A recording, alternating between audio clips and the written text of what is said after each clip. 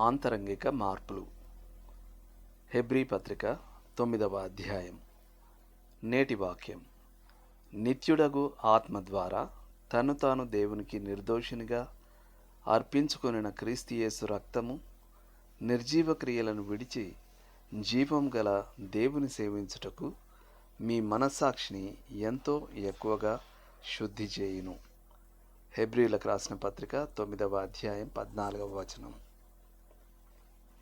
పాత నిబంధన ఆచారాలు ప్రజల హృదయాలను మార్చలేకపోయాయి.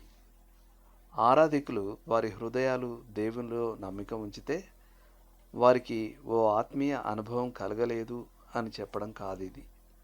కానీ అప్పుడు బాహ్య ఆచారపర శుద్ధీకరణకు ఎక్కువ ప్రాముఖ్యత ఉండేదని చెప్పడమే. నిర్దేశించబడిన నియమాలకు వారు లోబడినంత కాలం వారు శుద్ధులుగా ప్రకటింపబడేవారు.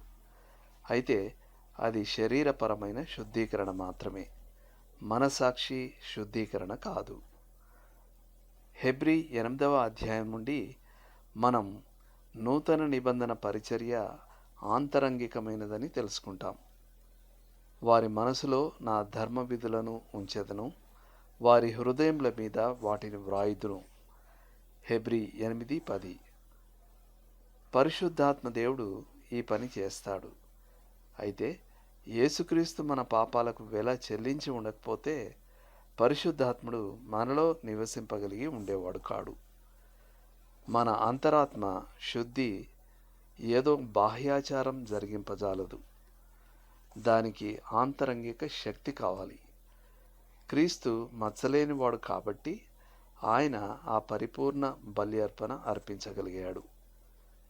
మీరు లోతుగా ఆలోచించాల్సిన విషయం: మీ జీవితంలో ఆంతరంగిక మార్పులు జరిగాయన్న నిశ్చయత మీకెంత మేరకుంది?